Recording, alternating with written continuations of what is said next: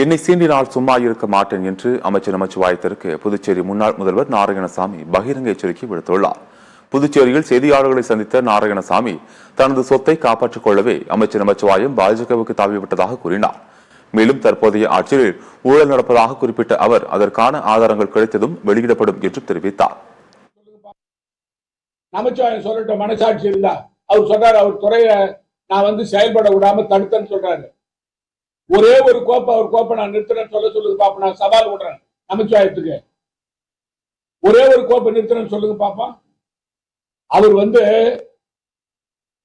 கொள்ளையடிக்க விடல. அது மட்டும் இல்ல, அவரை பொறுத்த வரைக்கும் அவர் காங்கிரஸ் கட்சி தலைவராக வேற இருந்தாரு. எந்த காலத்திலையும் எந்த அமைச்சர் என்கிட்ட இருந்த அமைச்சர்கள் 5 அமைச்சர்கள், நான் முதலமைச்சராக இருந்த 5 ஆண்டுகள்ல அவர்கள் கோப்புகளை ஒன்றை கூட நான் நிறுத்தியது கிடையாது.